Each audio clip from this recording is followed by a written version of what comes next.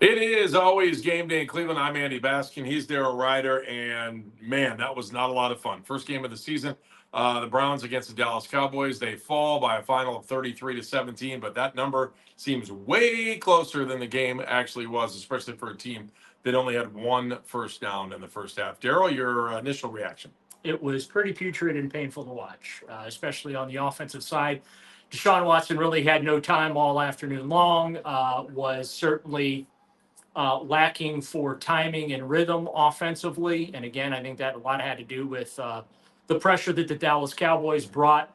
Dallas ended up with 6 sacks, 11 quarterback hits. Deshaun's jersey after the game was covered in green. It started brown, it ended in green. It was just that kind of a day. And hopefully, this is not a sign of things to come, but just overall, a very sloppy offensive effort Sunday. Well, let's be honest. Everyone's going to be saying this. They look like a team that had never seen each other before. And let's be honest, they haven't seen together. They haven't seen a game together since he got hurt last season. The offense seemed out of sync, even though you were missing your tackles. That could be expected a little bit there, but that sync was way worse than that. And, you take places like Amari Cooper dropping a ball that I don't think he ever drops. They were out of rhythm and out of sync. Well, and I don't know that that touchdown would have been much of a factor. The game was out of reach at that particular point. The other problem, too, you brought up the tackles.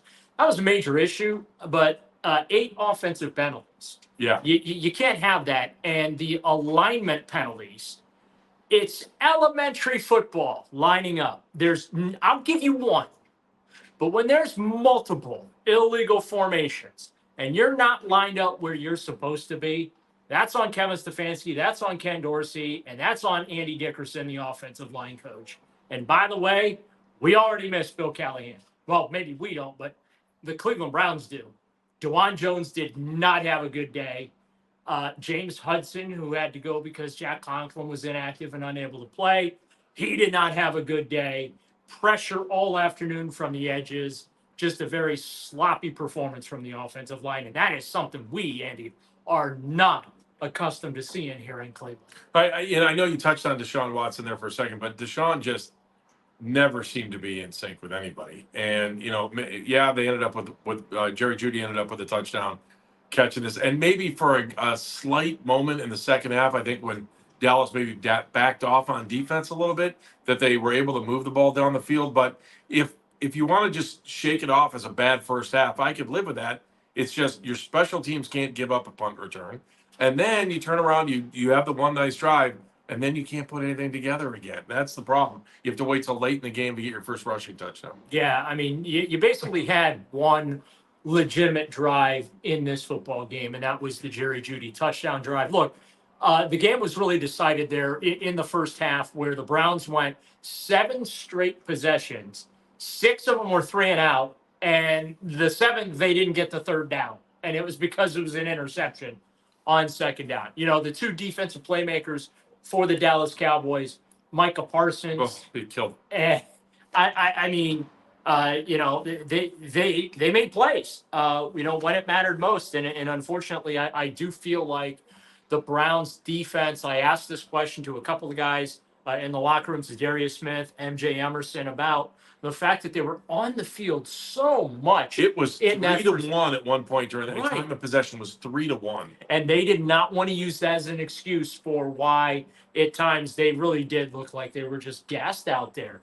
Denzel Ward, you want to talk about close calls? Denzel Ward almost had 2 interceptions. One was after a bad play after he got burned, and then he was able to come back. And I was like, well, that's how you come back. But then again, that was the reminder of Denzel Ward could catch footballs. He would have been a wide receiver. Right. I mean, love Denzel Ward. 3-time Pro Bowler. He's an elite corner, but it would have been huge if he was able to catch at least one. You got to force turnovers. I mean, that's been a problem for this team for a couple of years now, forcing turnovers and not, being able to win the turnover battle. There's just so many different ways to look at it. Turnovers, penalties, out of sync. And I do think fans are going to be complaining about the fact that these guys didn't work together during the preseason. That is going to be the number one harp you're going to hear for the next 72 hours. Yeah, and Kevin Stefanski kind of dismissed that after the game. And look, I get it. They look like a team that, it's like college football in some ways where. But you know what? A lot of teams around the NFL, same thing. Yeah, their but starters didn't get a lot of work. I understand that, but, And Wyatt Teller did point out to us he did play in the preseason. Yeah, You know what I mean? true. Like, so there were a couple of guys that did, but I understand what you're saying. Look, I mean, the defense hadn't seen a snap together collectively as a unit until basically this week, right? Mhm. Offensively, they nothing in the preseason. You couldn't put your starting quarterback out there in the preseason, a guy that desperately needs reps and work. You couldn't do it because you didn't want to put him at risk. And after what you saw in week one, do people understand why Deshaun Watson did not play in the preseason now? Can we stop bitching and complaining about it? Because I think people are going to complain. They're going to say he wasn't in rhythm because he didn't play in the preseason. But now you're looking at him, and I mean, he spent more time on his back in this game where I thought he was. I mean, at one point I thought he was hurt, and then I really couldn't understand why Kevin Stefanski left him in at the end of the game when they were. Right. I mean, they were getting crushed. Why you're down 2 touchdowns late, more than 2 touchdowns late? You have no chance of coming back. Why would you play him at the end of the game? I don't understand it. I would have pulled them. Maybe that's just the can of worms that Kevin Stefanski didn't want to open. I did see Jameis Winston and Deshaun have a long confab in the locker room. I'm sure talking about everything that happened in the game and whatnot. But yeah, it was an awfully ugly offensive performance. Bad news on the injury front too, Andy. Oh, I know. David Njoku has a walking boot on his right leg. Now, a lot of times before we all get nervous and stuff, and we'll see what the diagnosis is. Excuse me, I got the hiccups here. Boom. They do that to protect players from themselves, but it's not good that he's in a walking boot. They had 6 or 7 guys leave the game at some point with injury. They got beat up, I think, in every sense of the word Sunday afternoon. All right, Ken Dorsey takes over as offensive coordinator, and I think fans are going to be like, well, what was that? And are people going to be screaming for Kevin to stop calling plays? Would it have made a difference in this one? I don't know. And by the way, the other thing I think I noticed, too, is that... I hope nobody watched what Baker Mayfield and the Tampa Bay Buccaneers did in their...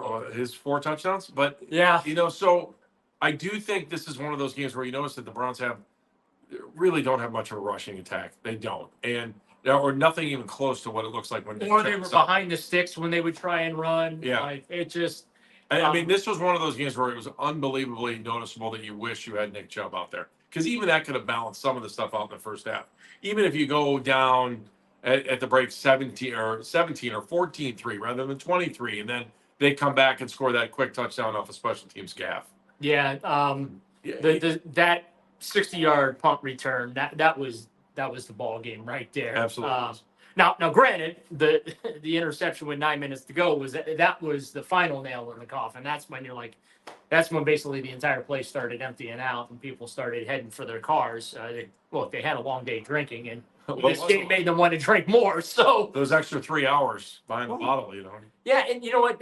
For me, the real disappointing aspect of the results is that they had all offseason to prepare for this game, right?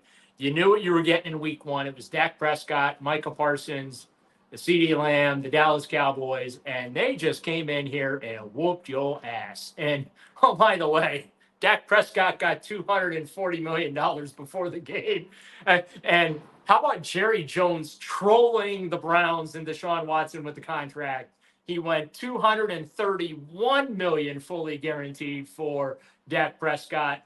And instead of a 5-year deal, he went 4 years. So it's the big 6 on that contract for Dak Prescott. $60 million per year. Look, Dak didn't throw for 2. If I would have told you going into this game, Andy, Dak Prescott would not throw for 200 yards and he would throw no more than 1 touchdown, what would you have said to me? I would have said probably the Browns would be in it, but they didn't need him to do anything more than that today. Right. It was efficient. That's all they needed, just be efficient. And they still blew the doors off the Browns. And the sad thing is the one of the few highlights for the Browns was a gaff on the Cowboys. How about them making a 66-yard field goal? Oh, I know.